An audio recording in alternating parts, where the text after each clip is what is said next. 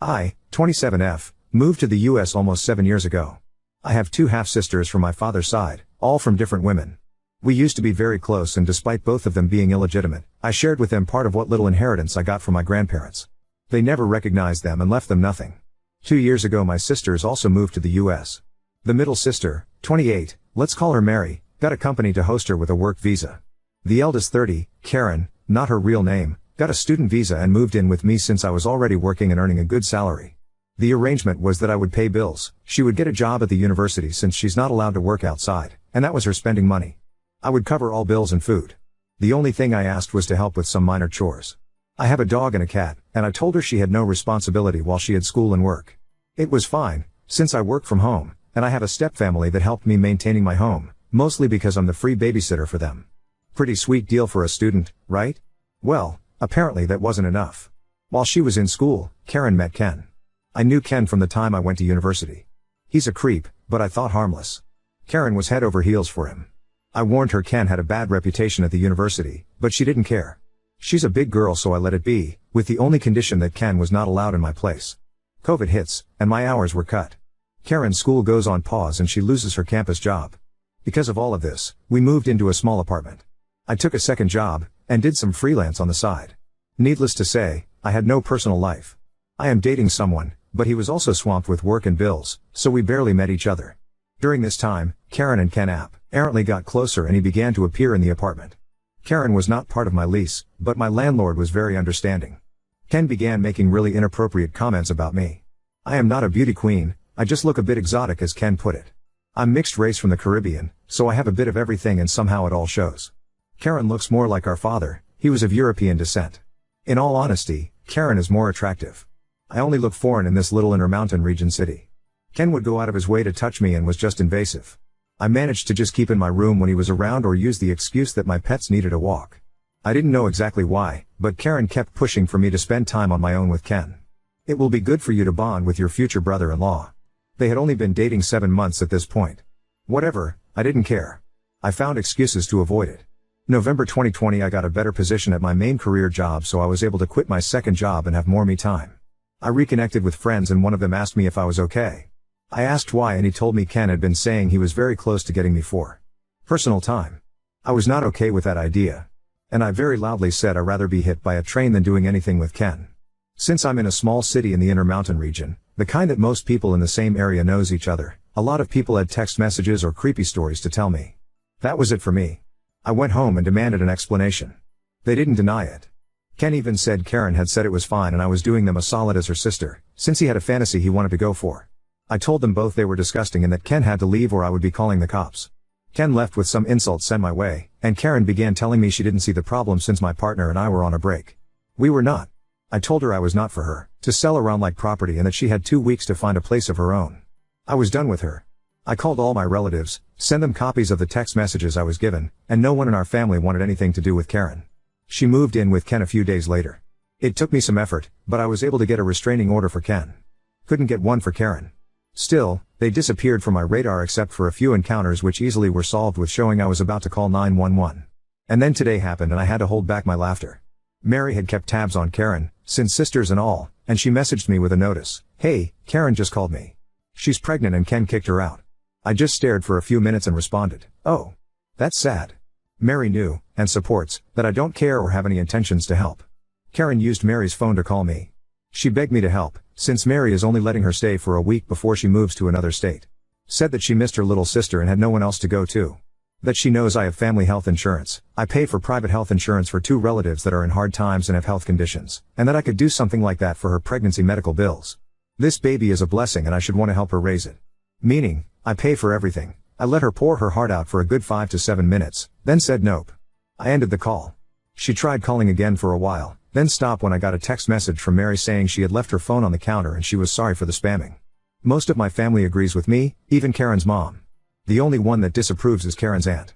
She's not my aunt, but I called her aunt anyway since I've known her for many years. She's been putting pressure on me most of the day.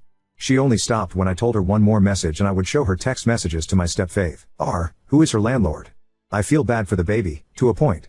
But this is one of those moments that all I can think is this is not my circus, and these are not my monkeys. Edit 1. Someone mentioned the region inconsistency. I never looked into it, since I didn't really care, but where I live I heard Midwest and Northwest interchangeably. As far as I was concerned, it was the same thing. We don't have that type of regions in my country. So, I decided to Google while at work and found out neither is right. I live in the Intermountain region. Thanks, random stranger, for making me check on the messy regional system. Not even Google agrees on it. Also a small explanation on my grandparents. They were very old traditionalists. By the end of their lives, they didn't have much to give, so they chose to give it to the legal grandchildren. My sperm donor father had many children. I might not even know all of them. Grandparents were just tired of every other year having a new grandchild appear, and in some cases a moocher mother attached. Last, Karen's visa. She had an extension since COVID, but that is over. She's overstaying her visa. This is very common. I have relatives that do it. I don't agree, but I also had one foot in since my stepfather is American. Oop, Aunt can't afford it. She's not in the US and lives pretty much rent-free in my mom's old house in our home country. Update 1. Mary called me this morning to have brunch and discuss things related to Karen. She told me she understood I don't want to be part of the mix, but she really wanted it to be discussed and after I can just walk out. I know Mary, and I know she's just trying to leave everything in order before she leaves the state. She's the peacekeeper of my siblings. I agreed on the condition that there was no way Karen would come home with me. Mary just said, if she tries to follow you, I'll drag her out myself. So I dressed up and off I went to brunch with my sisters. I'll skip the pleasantries and dumb friendly family look Karen attempted. Once we were done eating and just having coffee, Mary set all the cards on the table. She explained she couldn't take Karen with her out of state, because she's getting married to her longtime girlfriend and they can only afford a one-bedroom in her new city. She also said Karen was insane if she thought Mary would allow her to live with me, even if she had the power to make me take Karen back in. That Karen was lucky she even let her stay with her for this last few days. She told her the only reason we were doing this was because her mother had begged her to at least put Karen somewhere safe or find a solution for the pregnancy. So, she turned to me and asked me as the most stable economically if there was anything I would be willing to help with. I might be an asshole for this, feel free to roast me, but I basically said I would only give money for 3 things. 1. A termination and a hotel room while she heals from it. 2.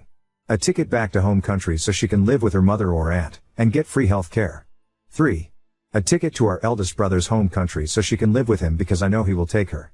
I also said she had the option to put the baby up for adoption, but I would not be offering her a place to stay or a way to get medical care out of my pocket.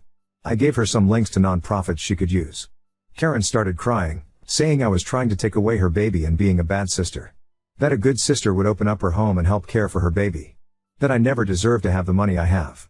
Most of my money is from inheritance on my mother's side of the family, so not sure how she would have gotten anything. That I was spoiled by my mother because she had money. We did, because after our father left my mother and I with nothing, she made a company from scratch. She kept babbling and making a scene, then she said something that actually hurt me. You are just mad because you will never get pregnant. Yes, I happen to be infertile. No, I can't get treatment for it. It is what it is. I already accepted it, but it still hurts. Mary knew this was a low blow for me, and basically told Karen one more stupid word like that and she'll be sleeping in the street tonight. I didn't cry or anything, just stared. Karen stopped her crying muttering and seemed to get an idea. She looked at me straight and told me to adopt her baby. I laughed at that. I told her she was insane if she thought I would adopt her baby. I don't want her in my life, let alone her ex. I don't blame the baby, but I have absolutely no intentions to be part of the child's life. I was about to go off on Karen just for even thinking I would consider that as an option, but Mary stopped me on time. She simply said to Karen, you have the options she gave you, her or mine. You can get a termination, or you can go back to home country. Either way, you can't stay here. You are not legal and your immigration status affects us if you were to live with us. I could lose my job, and Op could lose her resident status. You have until next Friday to choose. If none of these options work, you will have to find your own solution without us. I don't want you anywhere near my little sister. You put her at risk of being assaulted or worst. You are lucky I have an empty room for one more week for you to crash in, but after I don't want to see you in person. We can keep in touch by Facebook or phone. You've lost the right to spend time in person with either of us. I just stared at Mary. She's very quiet and normally the most reserved of us, so this was not expected. Mary paid, didn't even wait for the change, and left Karen with enough to get a taxi home. Mary grabbed me by the arm and took me out. I didn't know how much I needed someone to just protect me for a change, but I did cry a little on the way out from just pure relief I had one older sister that still looked out for me. We decided to go for ice cream after like we did as kids when bad things happen and discussed our plans to spend holidays and vacations together. Mary's girlfriend also joined us for ice cream and the whole time she just made jokes about how sad she's going to be without her moving table. She's much taller than me and it's a running gag with us. Nothing too dramatic, thankfully. Mary and her girlfriend are going to come later for dinner with me. Depending how this mess ends, I'll try to update, but at this point, I think it's pretty much done. Not sure if Karen will take any of the options we gave her or just do her own thing. Regardless, I have no intentions of putting my money for anything but what I said I would. And yes, Mary is my hero if anyone is curious. Small edit 1, I got asked this in a chat, and wanted to clear it up. Karen is not penniless. I gave her $10K at the start of the year when our grandmother passed away. That was her part of the $30K I was given. She's also been saving the money from her college job. I worked at the university about 4 years ago and I was getting $9 an hour. Her mom also sent her money. Unless she wasted all her funds, she won't go home without money. If that was the case, my brothers, Mary, and I would all give her something. She might be in my blacklist, but she is my sister at the end of the day. Oop, I have a camera system, and a guard dog. But also all my locks are changed. Short of her climbing through the balcony like Spider-Man, she'll have trouble getting in. I also work from home and hire a dog walker, so I should be okay. Update 2. My older half-sister Karen has made a choice. The short version of the events leading to this is Karen was living rent-free with me when she started dating a creepy guy. Her boyfriend wants to follow through a fantasy that involved my sister and I in a very disgusting activity together, and Karen was all up for it, and volunteered me without my knowledge. I kicked her out, she moved with him and got pregnant, and he kicked her out. She wanted me to not only take her in, but also basically maintain her and her baby. My sister and I gave her the options and told she would not live with either of us long term. As I mentioned in my last post, my sister Mary and I gave Karen a couple of options for her unplanned pregnancy.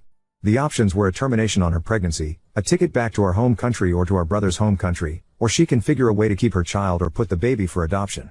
She had until tomorrow to choose, since Mary leaves on Saturday for the East Coast. Well, Karen chose none of the above. She decided to make life so difficult, she is now arrested and more than likely will be deported. Let me explain what happened. Tuesday, Mary decided to leave for a nearby national park to enjoy it one last time before she moves too far to drive there. She left Karen with a key and some money. Big mistake. Mary and her girlfriend returned yesterday and found out all the locks in their house had been changed. To make it even worse, Ken, Karen's supposed ex, had moved into their house. I know, Mary should have seen this coming, but they grew up as best friends. They used to be closer to each other than to anyone else, myself included. Obviously police were called, and it was just a major mess. Karen and Ken claimed it was their house. Mary and her girlfriend kept telling them no, it's not. It's not even Mary's house anymore. It was sold and the new family that owns it arrives on Sunday. Realtor was going to give them the key. The police officers were so done with this mess before it even escalated, and asked everyone for their IDs. Ken, Mary, and Mary's girlfriend all had their IDs. Karen only had an expired passport. Karen got arrested on immigration charges. Ken got arrested on charges relating to breaking and entering, and some others I don't know for sure. I got this second hand from Mary while she was basically about to commit a murder felony had it not being for the officers present. Today I got called about my sister. Her lawyer said she claiming to be my surrogate and that the baby in her was actually my child. Yep, she tried this. I told the lawyer that I was not looking for a surrogate or adopting a child, I am already fostering and have no space, and that my sister got pregnant by accident with Ken. He asked if I would be willing to foster her baby, since the child would technically be American. I said absolutely not. He tried to work things with me, explaining my sister will most likely be deported otherwise. I just told him if that's the law, then that's how it will be. I asked him to please not contact me about her anymore. As far as I am concerned, the only family she has is in our home country. Aside from the scare and new locks, Mary is okay.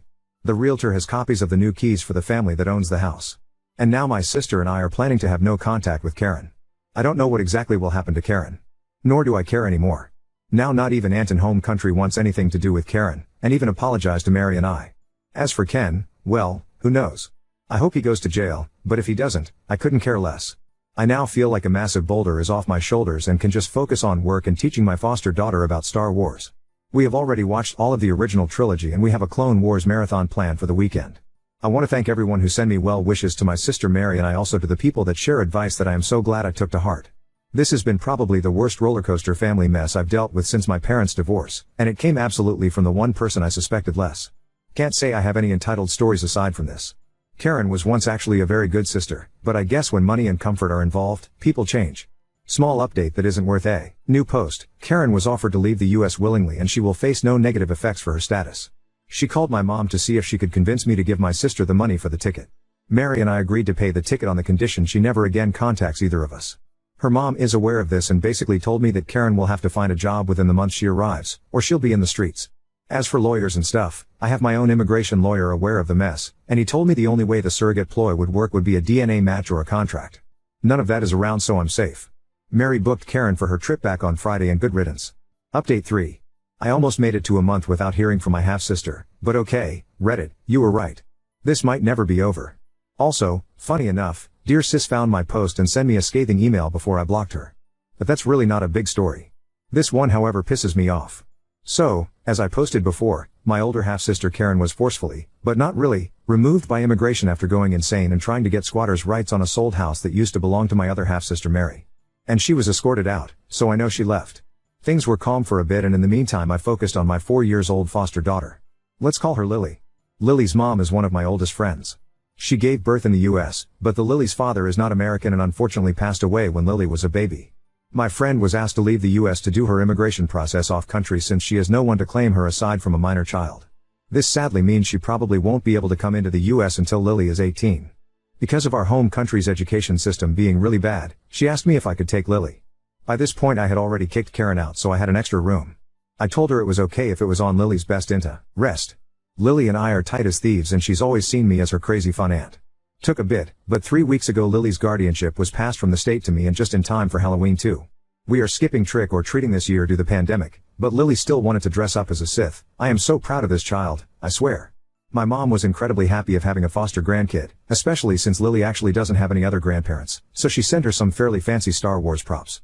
Obviously we got her dressed up in her Sith outfit and had a mini photo session for grandma.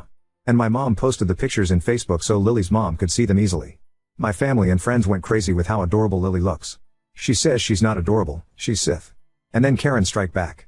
Mom forgot or decided not to block Karen and when my half-sister saw Lily's picture, she had some of her best hits such as, my 4-year-old looks fat. She's ugly and clearly going to grow up to be a slut. She looks like a word I can't say even in writing, but it's the word starting in N that's just a handful. She got called out and told kindly to return to the darkness. But then she started to call my mother. At every hour. To ask for money, to ask how to contact me, to tell her she was wasting money on a kid that was not really her grandchild and should give her the money for her kid. Karen is not my mom's daughter. Well, eventually my mom figured how to block her. And Karen got to me through a school friend. She sent, not one, not two, a 16 pages long list of demands or she will sue me. One was getting rid of my foster daughter so I could adopt her baby. Another was an apartment I share with my cousins left to us by our maternal grandmother. $500K. My dog and my cat. Oh, and I need to get her back into the US. There's still more, most of it completely delusional. I sent a copy to my lawyer to try to pursue a no-contact order in the US. Can't do anything in my home country, but I did forward another copy to our relatives. Including our eldest brother. He just said to me he'll take care. For the record, I am not taking Karen's kid in, even if I didn't have Lily. Her ex was recently released and has already caused problems for other people. Luckily he's keeping away from me. And to clear something up, Karen isn't penniless. I divided with her and Mary a $150K inheritance in equal parts.